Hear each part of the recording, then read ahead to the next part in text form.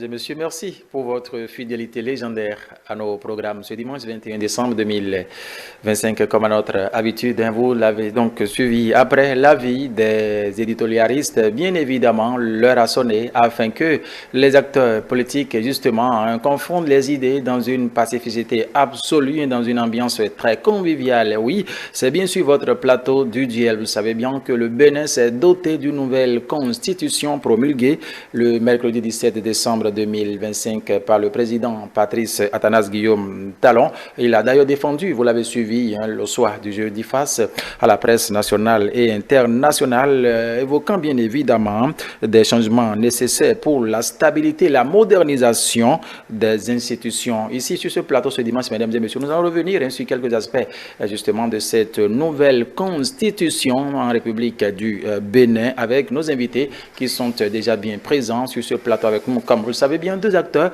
politiques de deux différents bords afin de confronter les idées, comme je vous l'avais dit dans mes propos introductifs. Ici, ce dimanche, nous avons la présence de Antoine Adoukonou. Antoine Adoukonou, que nous ne présentons plus, membre du parti Bloc républicain. Il est là avec nous. Antoine Adoukonou, bonjour.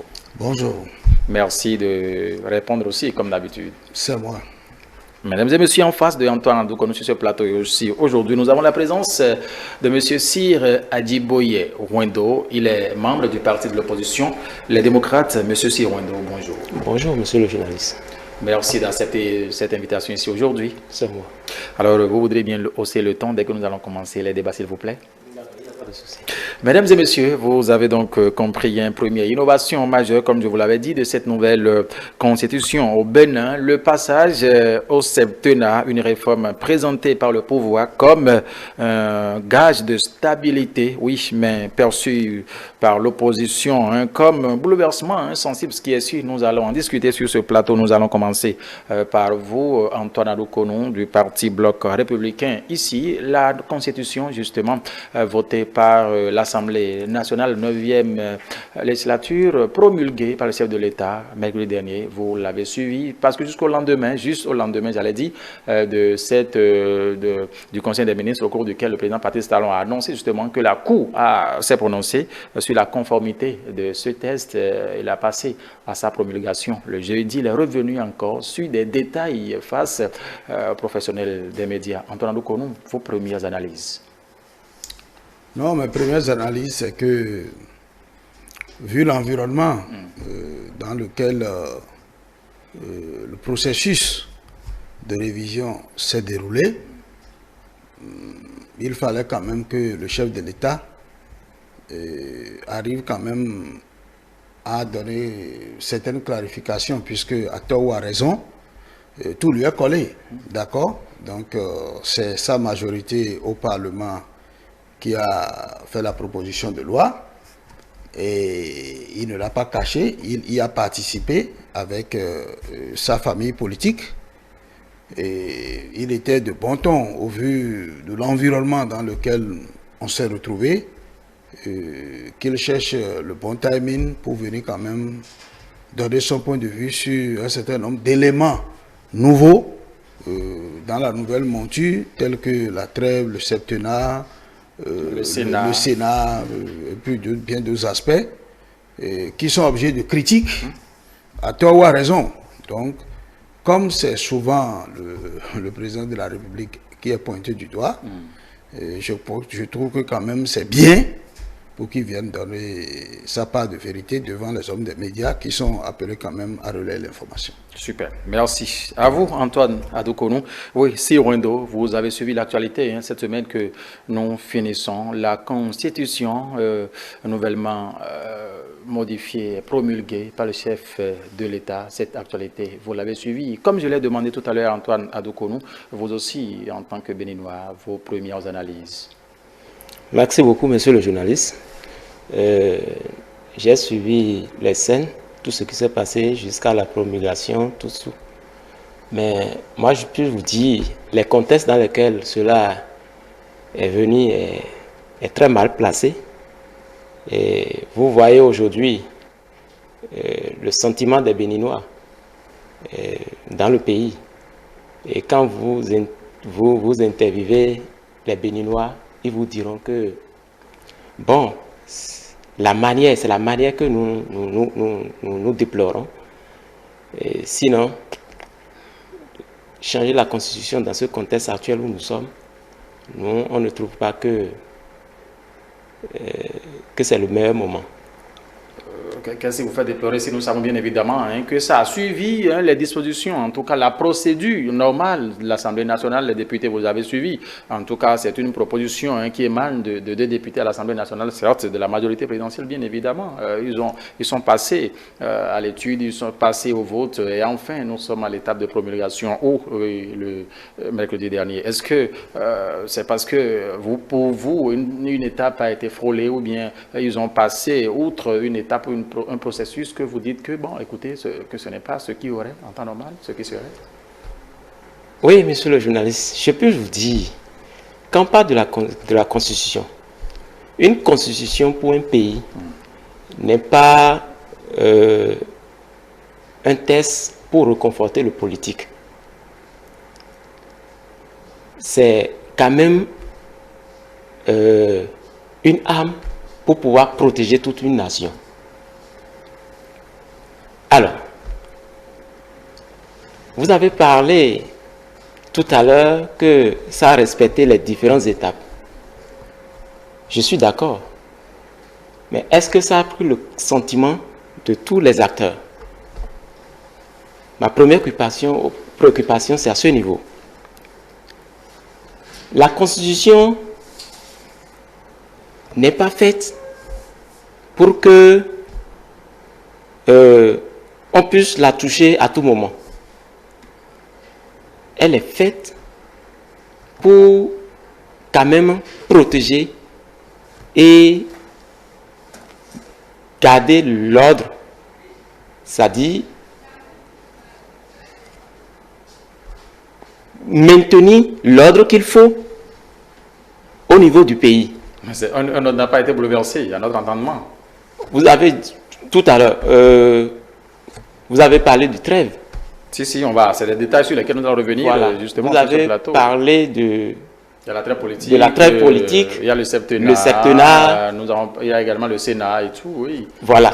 Est-ce que alors nous sommes aujourd'hui, le contexte est propice pour que nous puissions toucher à ces principes fondamentaux dans la Constitution? Selon moi, je dis non. C'est mon point de vue. D'accord.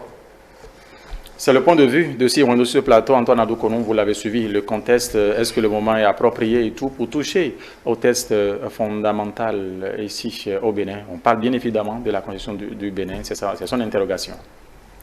Bon, je crois que il y a un certain nombre de concepts de clarification, oui, dont on a besoin, parce que ces questions, ça se dit aussi un peu partout, hein. Bon, je crois que nous devons comprendre que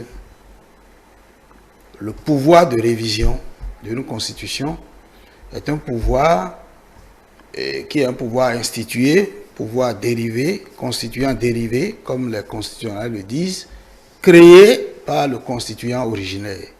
Et à partir de ce moment, ce pouvoir, il est souverain. Il est souverain. C'est ce que les jurisprudents de la Cour disent, il est souverain. Et donc, dès que les modalités, les procédures pour réviser la Constitution sont respectées et validées par la Cour constitutionnelle, a priori, la révision n'aurait souffert de quoi que ce soit. Parce que simplement, dans notre Constitution, dans d'autres constitutions ailleurs, il y en a où on peut dire il faut telle année avant de toucher le test si on doit réviser, ou bien au-delà, après une révision, il faut encore tel nombre d'années. Mais dans le cas béninois, il n'y a pas de délai.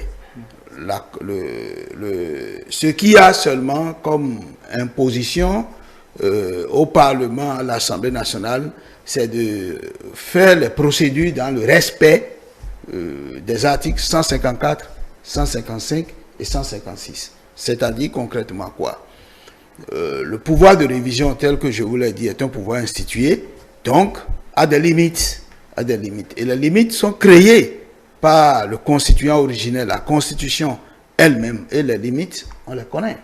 On ne peut pas entrevoir une révision constitutionnelle pour toucher la question de l'intégrité du territoire national. On ne peut pas entrevoir une révision pour toucher la question de la laïcité de l'État.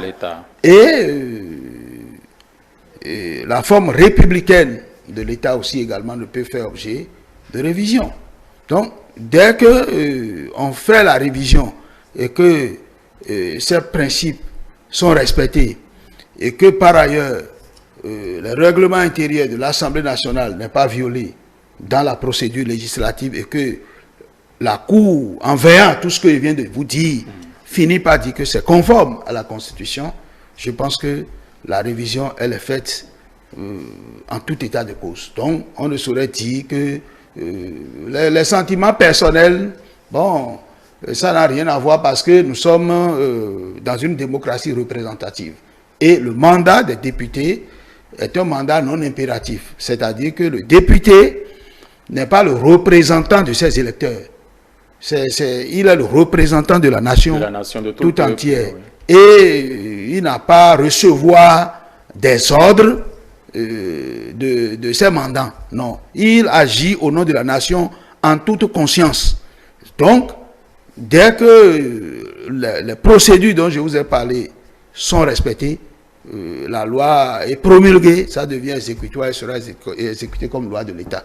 Si on parle du moment, est-ce que, selon vos explications, on peut comprendre qu'il n'y a pas un moment approprié pour réviser la Constitution? Parce qu'il a dit tout à l'heure que, bon, ce n'est pas fait, la Constitution n'est pas faite pour être touchée à tout moment. Est-ce qu'on peut dire peut-être qu'il y a un moment précis au cours duquel il faut toucher à la Constitution, contrairement il n'y a pas de moment. Je vous ai dit que oui.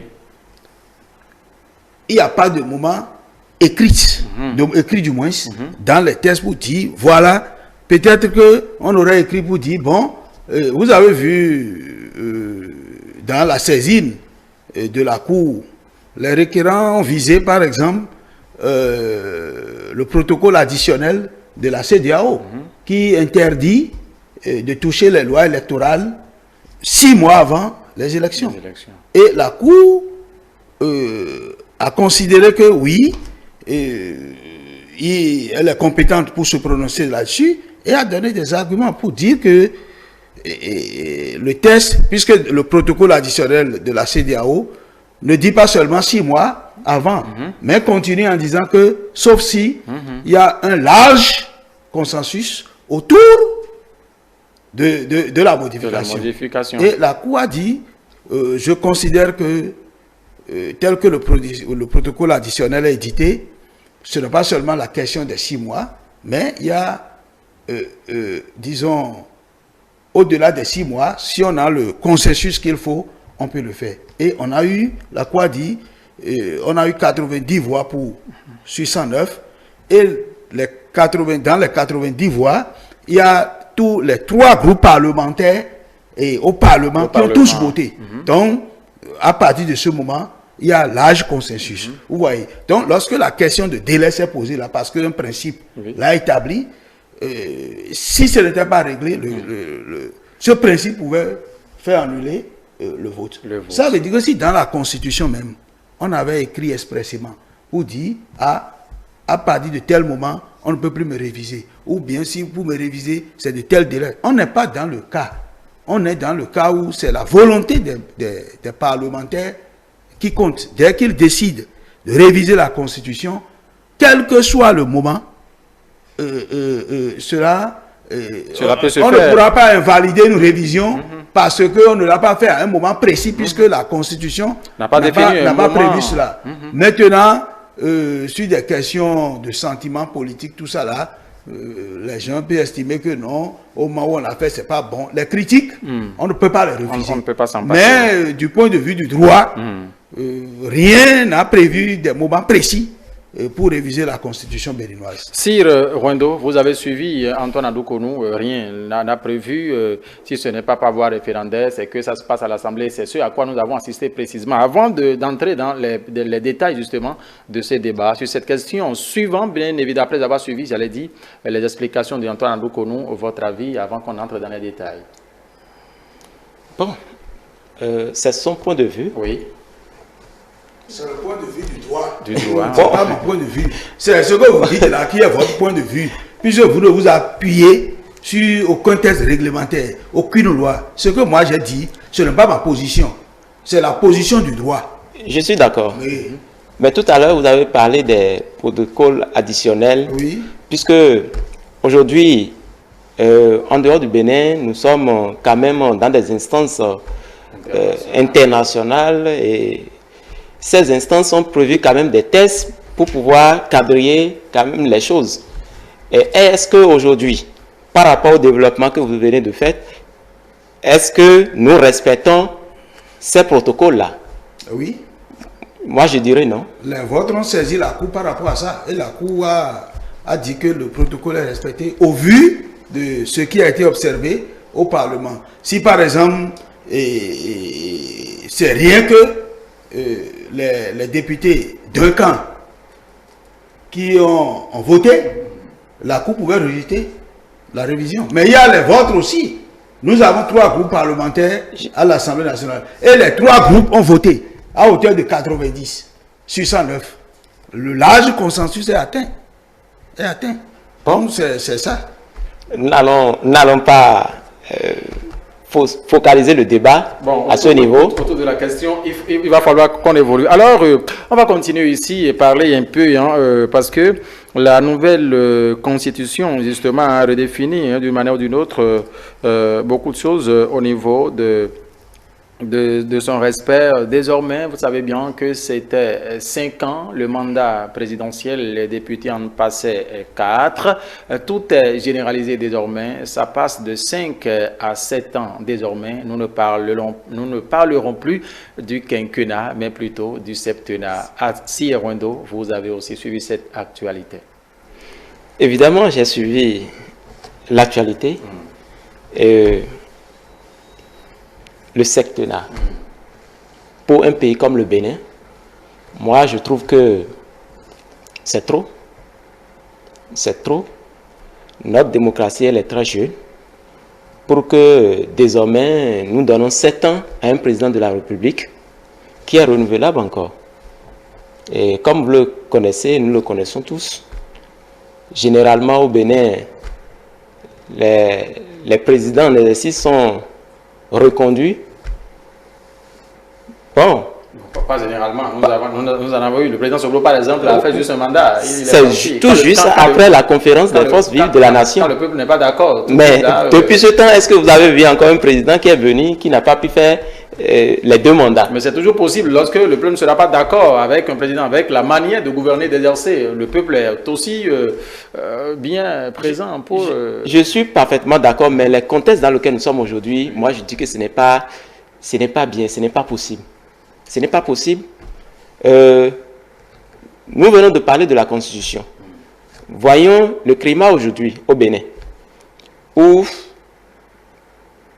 chacun tire le drap de son côté. Qu'est-ce que vous le faites ici? Sinon, qu'est-ce que vous y mettez, monsieur Cyr?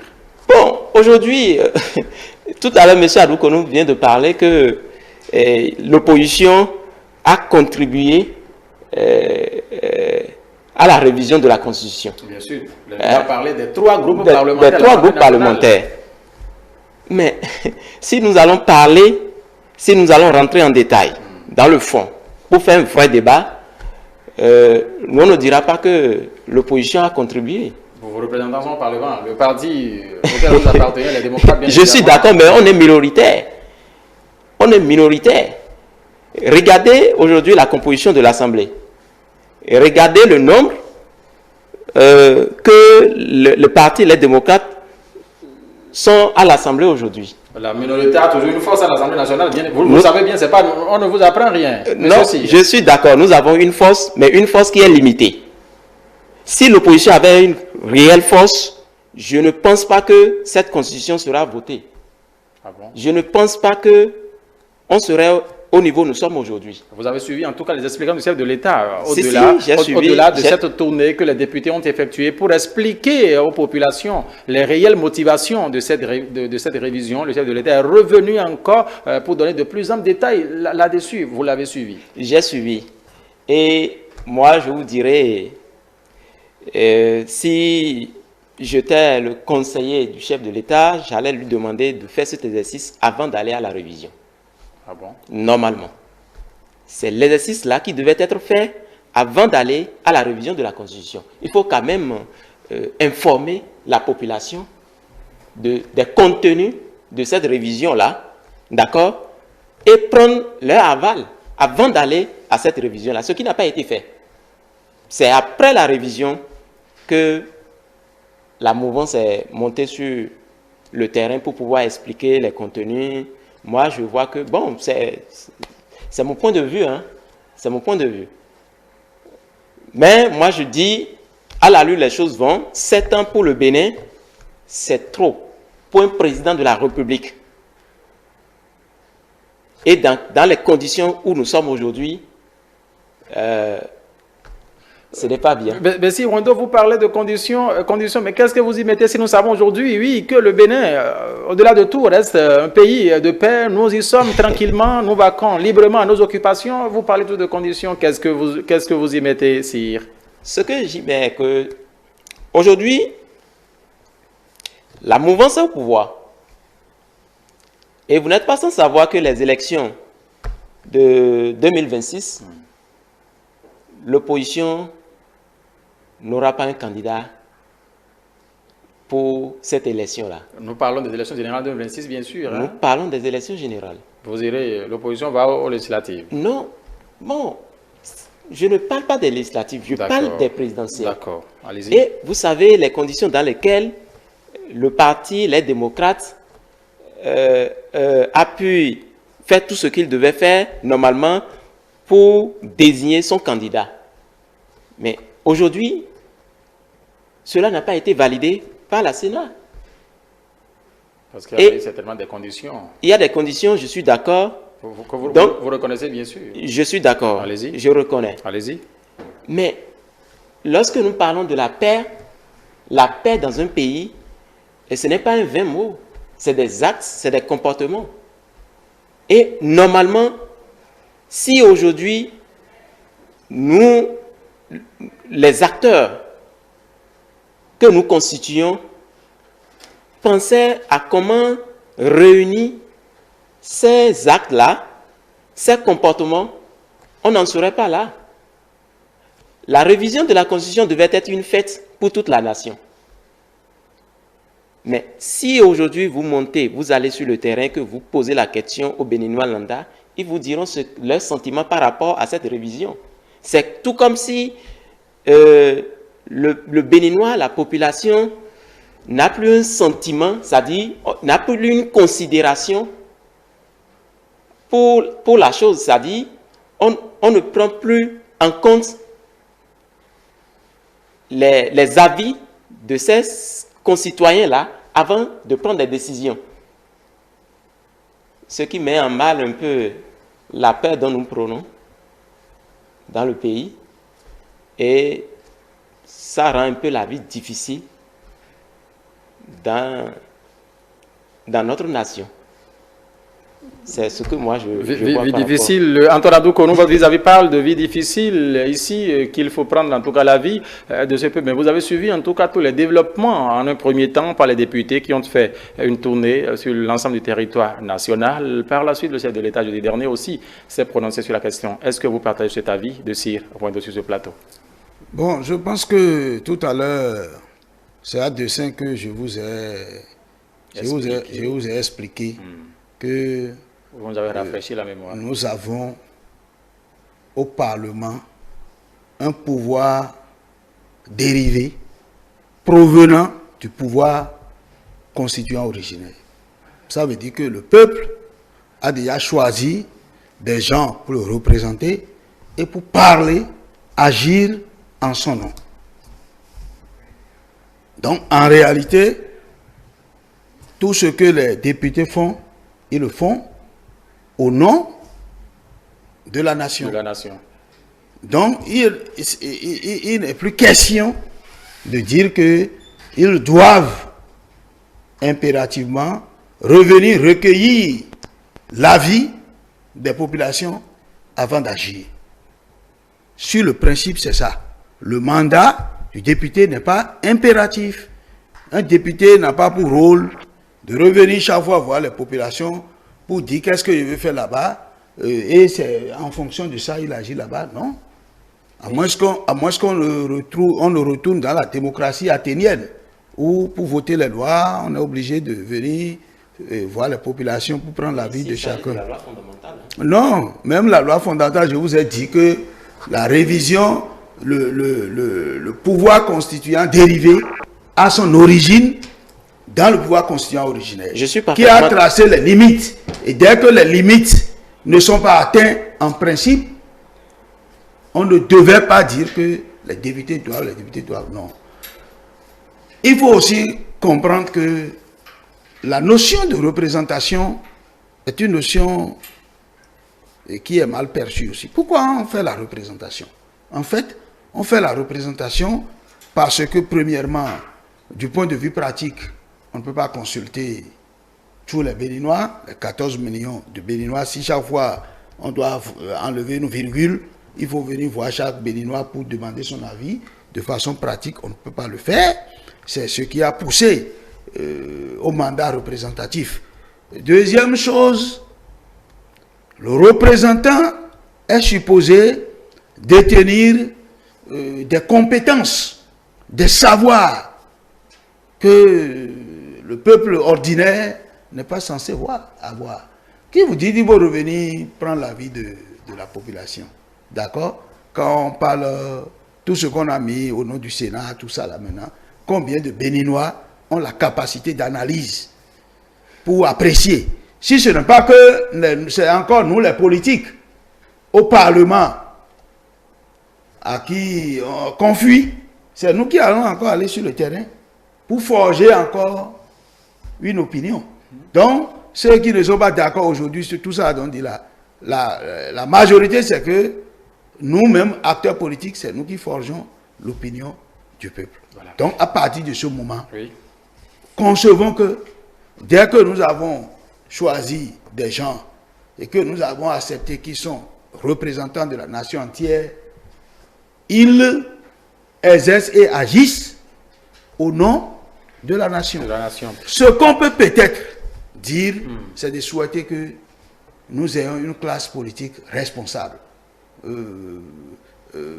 qui exerce, conformément à l'article 35, l'action publique avec conscience, probité, moralité, pour que la représentation soit en faveur effective du peuple.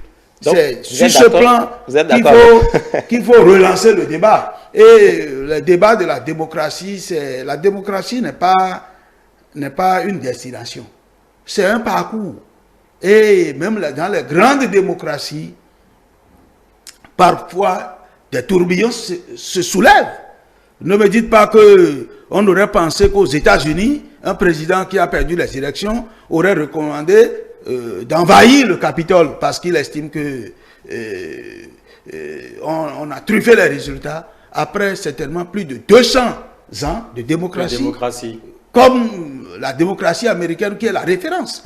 Donc, la démocratie n'est pas un océan sans vagues. Cette compréhension, vous devez l'avoir. Si vous ne l'avez pas, nous n'avancerons pas. Ce n'est pas parce qu'on est en démocratie que des problèmes ne vont pas survenir. La démocratie, c'est un régime utopique. Ceux qui ont échafaudé le modèle sont partis de l'hypothèse que les hommes sont vertueux. Et en présence du bien et du mal, ils ne vont choisir que du bien. Mais nous savons que l'homme n'est pas vertueux. Donc, à partir du moment où l'hypothèse de base est faussée, le parcours de la démocratie va se faire avec des problèmes. C'est comment faire pour avoir les capacités en nous pour régler les problèmes que nous allons chercher. Si c'est pour éviter les problèmes, c'est faux. C'est pourquoi moi j'ai dit, les problèmes qui se posent, ce n'est pas un coup d'État qui règle. Parce que là, si coup d'État là, si ça se passe et les gens viennent au pouvoir, est-ce que les problèmes vont finir? Dites-moi si au Niger, au Burkina, au Mali, est-ce que les problèmes sont finis là-bas? Les problèmes ne finiront pas. Donc, c'est comment faire pour que nous ayons des éléments qui nous permettent de régler les problèmes que nous allons chercher. Oui, si vous voulez revenir sur un aspect, certainement des propos du développement d'Antoine Adoukonou. Oui, évidemment. Tout à l'heure, M. Adoukonou a fait allusion à la classe politique qui doit être consciente. Voilà. Hein? Si je prends ce côté-là, ça veut dire qu'il donne raison, il me donne raison dans mon développement. Quand vous dites Sur ce côté où il dit que notre classe politique doit être consciente, vous comprenez? que c'est une exhortation, c'est ce que, s'il y a peut-être quelque chose à demander aux parlementaires, c'est que cela se fasse justement dans une probité. Dans une probité. Voilà. Aujourd'hui, est-ce que avec les contextes dans lesquels nous sommes en train d'opérer cette révision-là, avec tout ce qui s'est passé là, moi je me demande de ma position, jeune que je suis, est-ce que nous pouvons apprendre quelque chose de positif de cette classe politique? La conscience dont vous parlez, est-ce que nous l'avons eue à travers, pour le peu de temps qui a secoué le pays là, hein? Et les actes des uns des autres, moi je me dis, c'est en cela, il faut quand même, à un moment donné, faire un recours à la population pour prendre l'aval des uns des autres, pour pouvoir réajuster un peu la chose avant d'enfoncer. Parce qu'il ne servira pas d'avoir une constitution et de ne pas avoir la paix autour de cette constitution pour pouvoir mieux gérer. Moi, c'est... Bon, je crois que c'est surtout la question du septennat, c'est là nous sommes, c'est comme si on est en train de contrôler un peu. Oui, parce que... le problème qu'il pose... Oui. Est sérieux. Le problème qu'il pose est sérieux. Mais quelle solution nous avons? Puisque, du point de vue du droit, ce que nous avons là, c'est qu'on peut réviser la Constitution seulement au Parlement dès qu'on a les 4/5 pour ne plus recourir au référendum. C'est ce que nous avons comme droit qui est dans la Constitution. Tant que ce droit ne sera pas modifié, nos analyses ne convergeront que là. Voilà. Si, en évoluant, si nous voulons changer les textes pour dire, bon, toute révision passe par le référendum, point.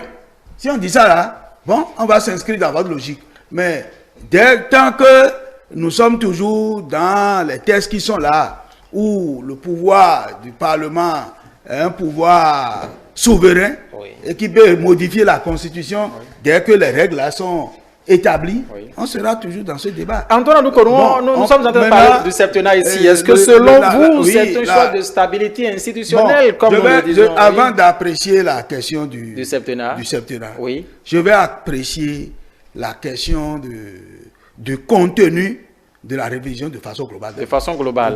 Très rapidement, tout ça, parce que, comme je viens de vous le dire, vous savez, une constitution, le général de Gaulle, en voulant définir la constitution, a dit que une constitution, c'est une lettre, c'est un test, c'est une lettre et c'est une pratique. Et moi, je dis surtout une pratique. À supposer que tout ce qu'on a mis dedans là, c'est mauvais. Faisons l'hypothèse là, mauvais, comme mauvais totalement. Mais comme on a la majorité, on a voté. Mais quand on vote après, là, on va mettre en œuvre.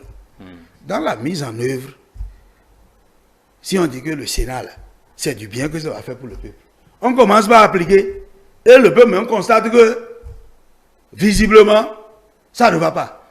Vous pensez que le test va durer? Mais le test ne va pas manœuvres pour pouvoir pallier à cela. Non. Et nous l'avons. Les exemples sont là. Les exemples sont là aujourd'hui. Il y a des tests qui ont été votés. Le test ne va pas durer si tant est que le corps social auquel il est appliqué est essoufflé. Ça, je vous le dis. Vous voyez, on a parlé du septennat. D'abord, moi, je dois dire que par rapport aux 7 ans de Parlement et des conseils communaux, n'est qu'une conséquence des 7 ans qu'on a donnés au président de la République, puisque nous disons qu'il faut aligner les mandats, il faut faire les élections générales, donc les mandats doivent être les mêmes. Dès qu'on donne 7 ans au président de la République, on est obligé de donner 7 ans aux autres. C'est une conséquence. Le Bénin n'est pas le premier pays à faire 7 ans. La France a fait 7 ans.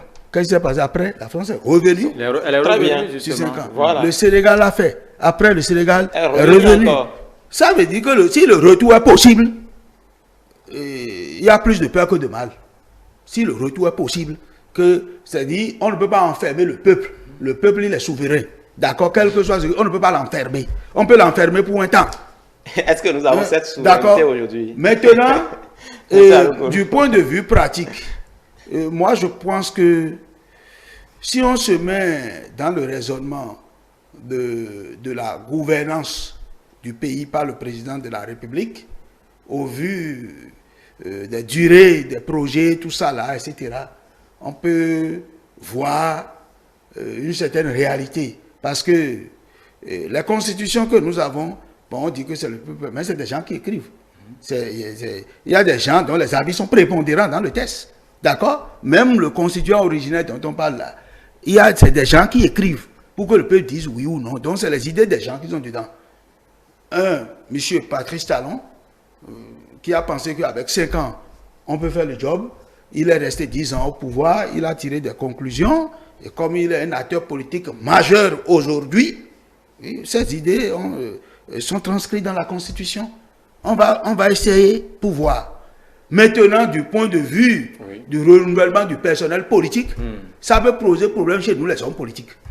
En réalité, c'est ça. Parce que tout le monde est pressé. Et je ne peux pas attendre 4 ans et on me dit d'attendre 7 ans.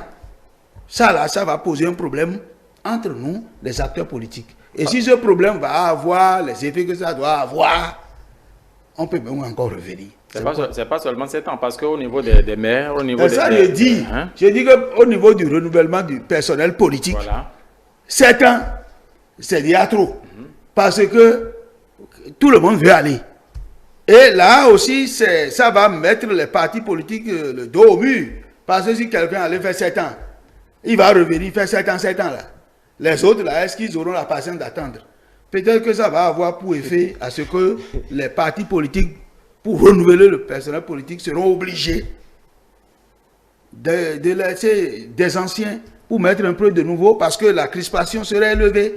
C'est pourquoi je dis, toute proportion gardée, le test est voté. Pratiquons d'abord. À la pratique, et tout ce qui va advenir, on ne sait pas. Mais dès que c'est voté, les critiques qu'on fait autour, tout ça là, ça va donner quoi? Ça ne changera rien. Mais tout ce qui va advenir peut ne pas être positif. Ça peut être négatif aussi. La loi ne dispose que de l'avenir. On ne sait pas, on ne vote pas une loi pour savoir tout ce qui va venir, encore moins que. Là, dans ma position d'homme politique, je dis, ce n'est pas parce qu'un test est bon qu'en l'appliquant, les gens vont apprécier. Hein. Parce que dans la phase d'application, les hommes politiques qui ont plus d'un tour dans leur sac peuvent, avec des manœuvres, empêcher que, quand même c'est bien pour le pays là, que ça n'avance pas. Vous voyez, je prends le cas du Sénat par exemple. Voilà quelqu'un qui est membre de droit. Le Sénat n'a même pas encore démarré et il dit qu'il n'y siégera pas. Quelle est la raison, en dehors de la raison politique, qui peut justifier ça? Il faut aborder déjà le second aspect, justement. Il voit déjà les inconvénients. Non, c'est pas affaire d'inconvénients. Il y a une structure qui est créée, qui est un nouvel organe, où on présume que ça va être au service du développement. On présume. Et en tant qu'ancien président de la République, vous êtes membre de droit. Et vous dites, je ne siège pas. Ça veut dire que c'est un problème politique. C'est comme ça que lorsque vous allez siéger, si c'est politique politicienne là, vous allez mal rester dans le Sénat là. Et par fini, on va dire que le Sénat là est mauvais. Parce que nous sommes de mauvaise foi. Donc, dans la mise en œuvre des tests, les tests peuvent être bien au service du développement et les acteurs politiques parce que ça ne les arrange pas. Chacun individuellement, on peut mettre les bâtons dans les roues pour que les gens décrient pour dire ah c'est mauvais, c'est mauvais, c'est mauvais. Il y a tous ces aspects qui font que les réformes bien faites sur papier, à l'épreuve du temps, s'effritent parce que la bonne foi n'accompagne pas La bonne foi n'accompagne pas. La réforme du système partisan, on dit les gens n'ont qu'à se regrouper pour quitter président de parti là. D'autres ont dit non, je ne veux pas perdre mon titre de président de la République et de parti politique. Donc ils préfèrent rester là pour qu'après ils disent que vous voyez votre loi là, ça élimine les partis. Ça élimine les partis. Alors que les conditions que tu dois remplir pour être parti là, tu as refusé ça là. Et après, tu dis, où est votre loi là? Ça élimine les partis. Merci Adou Kono. Oui, si Wendo. Alors, on aborde déjà la question hein, du Sénat. Ici, hein, on a parlé du septennat. Vous avez ici l'autre nouveauté, c'est aussi le Sénat. Vous avez déjà suivi Adou Kono qui l'a abordé hein, d'une manière ou d'une autre ici, parlant bien évidemment de la position du chef de l'État, de l'ancien chef de l'État, j'allais dire, le président. L'ancien président Boni Yahi, le président du parti, les démocrates, justement, en tout cas à travers ses intentions déjà, vous avez suivi aussi Adou Kono qui est revenu justement sur ça. Si l'on reconnaît bien évidemment qu'il est de droit justement pour siéger au Sénat, c'est aussi une innovation. Comment vous l'appréciez? Merci beaucoup, monsieur le journaliste. J'ai suivi avec beaucoup d'attention monsieur Adou Kono. Moi, je dirais, le Sénat, dans le clivage politique aujourd'hui où nous sommes, et tel que c'est venu, c'est très mal venu. Ah bon? Oui. Moi, je ne sais pas, ceux qui ont eu l'idée, l'initiative, est-ce à dire, c'est maintenant qu'ils ont eu l'idée ou l'idée était là depuis?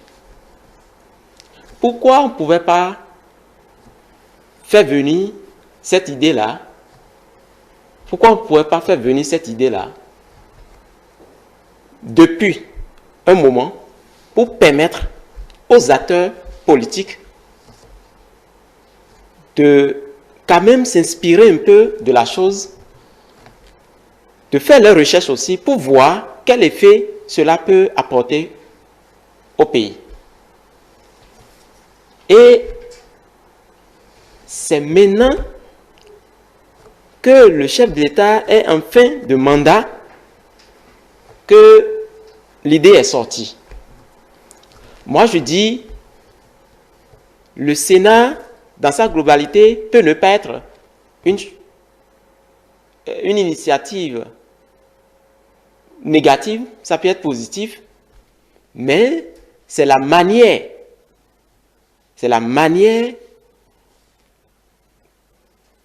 par lesquelles on l'a présenté et les conditions qui causent aujourd'hui problème. Et je voudrais dire,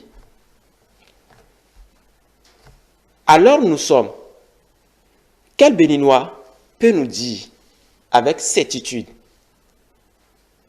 les cahiers de charge des acteurs qui vont siéger dans ce Sénat-là, avec certitude. Et qui peut nous dire qu'est-ce que ce Sénat-là nous apporte de positif? Vous estimez que le Sénat ne va rien apporter de positif, c'est ce que vous voulez vous dire? Moi, j'estime que ça nous apportera... Avec les explications en un premier temps des députés et par la suite du chef de l'État aussi qui est revenu sur cet aspect, ce qui va justement permettre à ceux que, sur l'accueil a servi le pays, comme les anciens présidents de hautes institutions de l'État, puissent justement se retrouver autour, dans ce creuset afin de penser justement au développement du pays en cas de dérive. Non, vous savez... On veut savoir. Nous avons eu la conférence des forces vives de la nation en 90, où c'est des acteurs qui ont réfléchi, qui ont travaillé à asseoir cette initiative. La révision que nous sommes en train de modifier aujourd'hui est sortie de cette conférence. D'accord? Ça a été touché, je crois, 1-2 fois, mais en ce moment-là, on pouvait quand même prévoir cette institution dans notre constitution. Avez-vous suivi l'ancien président de la Cour qui est revenu sur, à l'annonce, est revenu sur ça, pas pour défendre, mais pas pour défendre. Pour faire recours à ce passé dont vous parlez, bien évidemment. Très bien. Maintenant, lorsque nous prenons les acteurs qui vont siéger, les anciens présidents de la République, les anciens présidents des institutions, les chefs de la Cour constitutionnelle, oui. Voilà. Vous savez, nous sommes dans une démocratie où il faut quand même penser à la jeunesse. Un ancien président qui a fait son mandat, qui a eu tous les privilèges qu'il faut, et même à la retraite, a des rémunérations, qui va encore siéger dans cette institution, d'accord, en détriment des jeunes acteurs que nous constituons aujourd'hui. Moi, je dis, ça cause un problème. Voyons un peu l'âge qui est accordé à ces personnes qui vont siéger dans ce Sénat-là. Ça pose un problème, un véritable problème. Et ça devient une fois encore une institution budgétivore pour le pays. Dans une république où nous n'avons pas des ressources qu'il faut et nous travaillons avec toutes les difficultés qu'il faut, où il faut aller encore créer une institution qui va coûter à l'État, moi je pense que nous devons réfléchir dans ce sens et nous devons faire les choses pour prévenir sur des générations à venir. C'est en cela, moi, je trouve que la création d'un Sénat n'est pas la chose idéale qu'il nous faut au moment où nous sommes actuellement. Si, Wando, merci. Vous avez suivi, hein, le Sénat en lui-même ne peut pas être négatif et tout, mais il parle un peu de sa composition, Antoine Adoukono. Oui, je crois que je l'ai suivi avec tout ce qu'il y a comme observation, comme analyse qu'il a fait autour du Sénat. Je ne voudrais pas dire qu'il a fait de bonnes ou de mauvaises analyses parce qu'il est un citoyen, une nouvelle institution qui apparaît, c'est une nouveauté, chacun est libre de dire ce qu'il pense autour.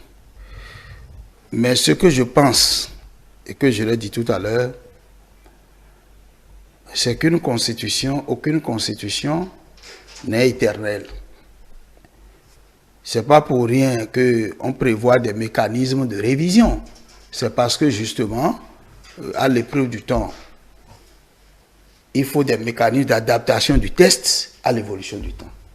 Si avec le temps, le raisonnement de M. Sy devenait le raisonnement le plus prépondérant, c'est sûr que le peuple avisera et des changements peuvent aller dans ces propositions. L'aspect selon lequel la jeunesse...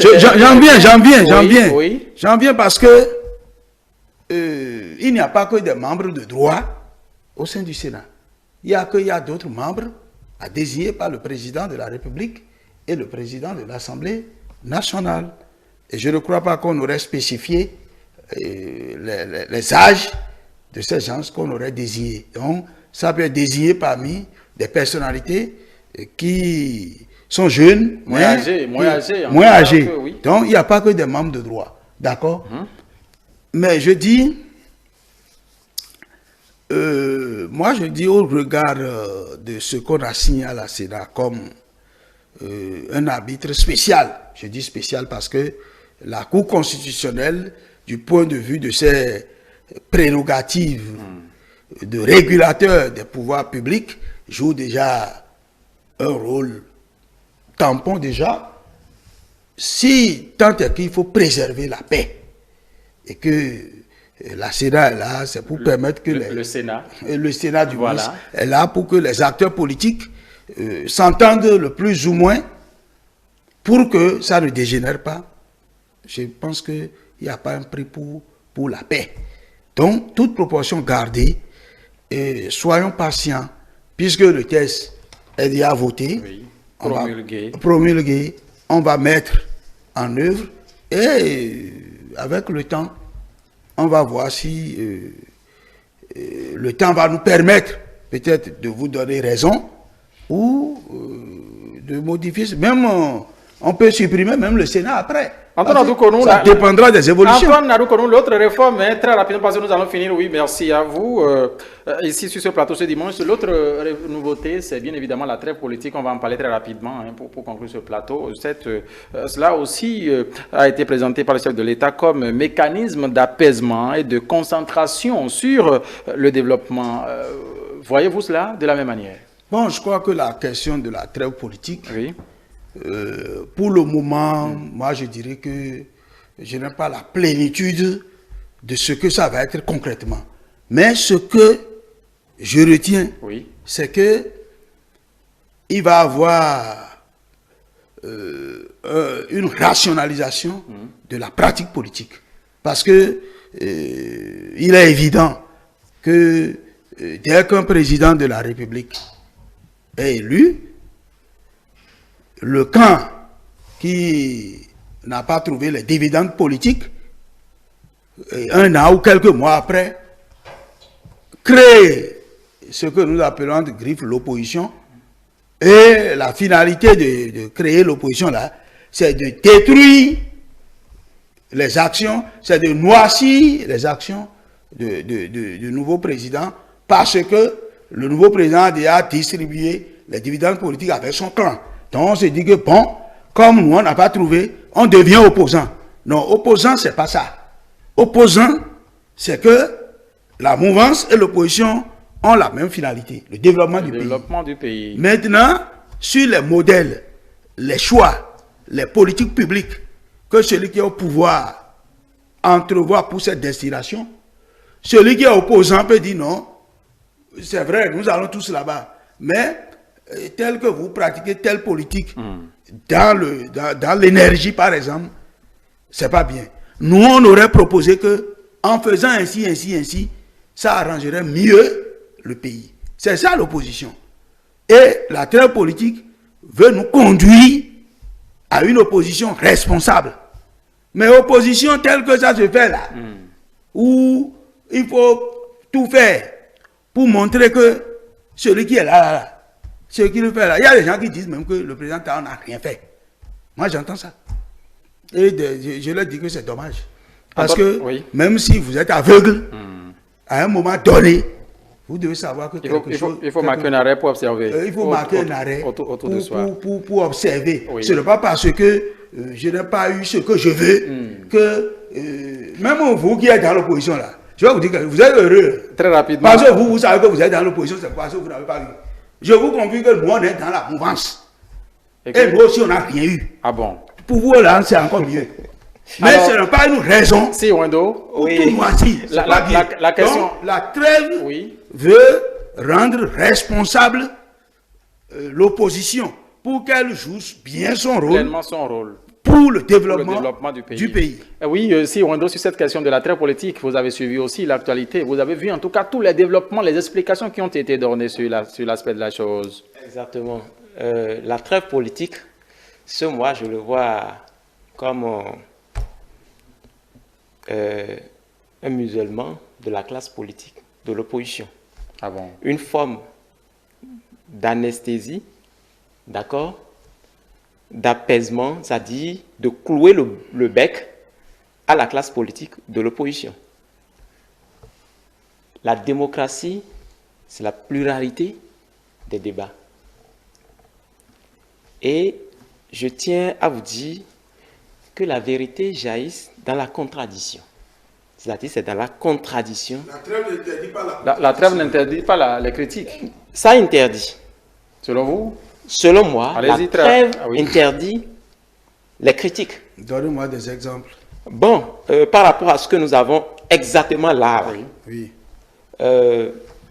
S'il faut faire une trêve sur 6 ans, et que c'est la dernière année, l'année des élections, qu'il faut permettre à l'opposition de donner son point de vue, moi, je vois que c'est une forme de bloquer l'opposition à ne pas dire les réalités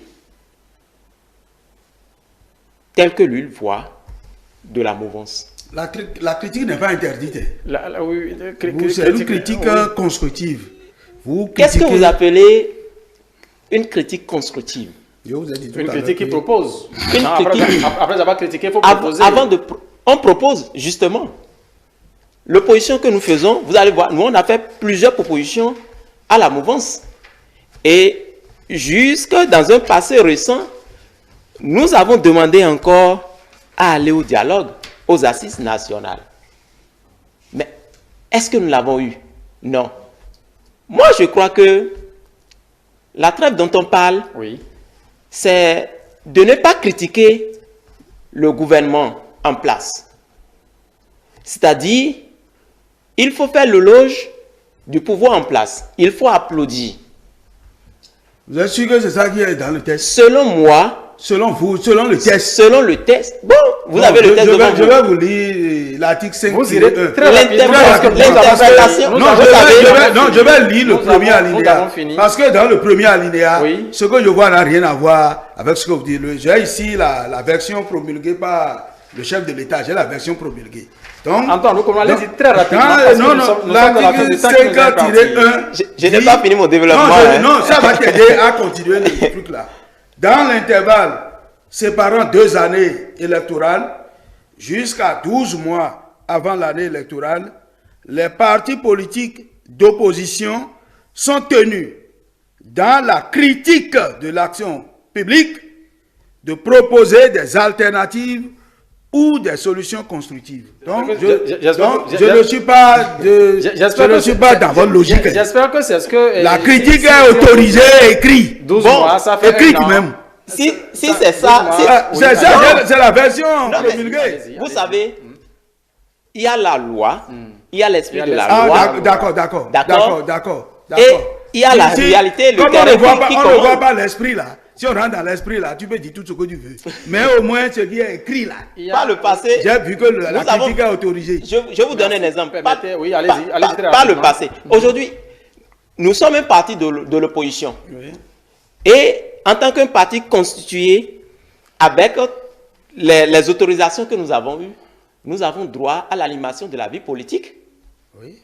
Mais est-ce que chez nous au Bénin là, c'est pratiqué? Est-ce que c'est une réalité? Moi, je dirais non.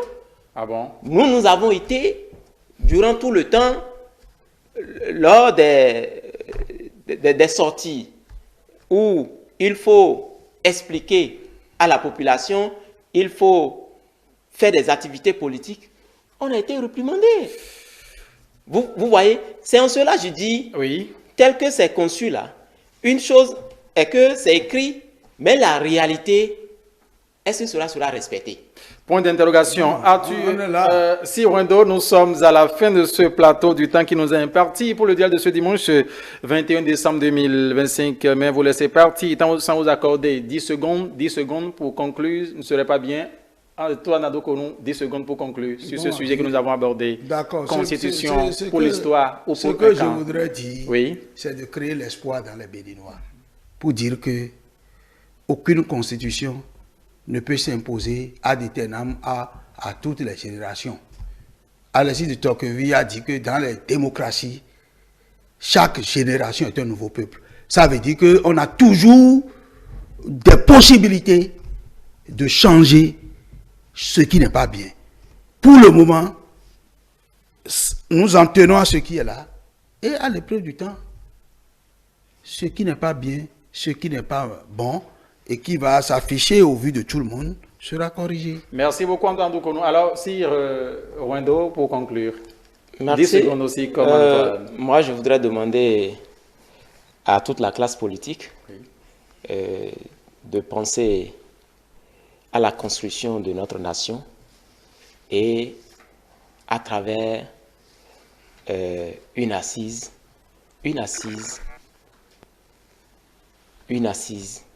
de bonne foi. Je dis de bonne foi pour que chaque acteur puisse se dégager, pour que chaque acteur puisse se voir dans les réformes actuelles. Merci infiniment à vous. Mesdames et messieurs, le duel de ce dimanche 21 décembre 2025 prend ainsi fin. Avec sur ce plateau, mesdames et messieurs, Antoine Adoukonou, membre du parti Bloc républicain, parti de la mouvance présidentielle. Antoine Adoukonou, merci pour la disponibilité. Merci. En face de vous, pour ce plateau de duel, ce dimanche 21, nous avons la présence de monsieur Sir Adjiboye Rwendo, du parti de l'opposition, les démocrates. Merci à vous aussi pour votre disponibilité. Merci. Mesdames et messieurs, le grand merci revient à vous pour votre sympathique attention. Rappel que toutes nos productions restent disponibles sur l'ensemble de nos plateformes digitales. Notre site internet, c'est le www.telebenin.com, la chaîne YouTube, c'est Télé Bénin. La page Facebook Télé en direct, le compte X reste Télé en live. N'oubliez pas que l'application iOS et Android vous permet aussi de nous suivre partout où vous êtes sur la planète. Vous écrivez ETélé tout simplement. Ça vous permet de télécharger toute l'application, de nous suivre en tout cas. La production antérieure présente. Votre présence quotidienne justement vous permettra de suivre également ce qui sera à venir parce que le meilleur reste encore à venir. Dimanche politique aujourd'hui se poursuit. Angela Tobla reprend l'antenne afin de passer aux étapes dernières de cette émission. Une fois encore, merci de nous rester fidèles car nos programmes se poursuivent. À tout à l'heure.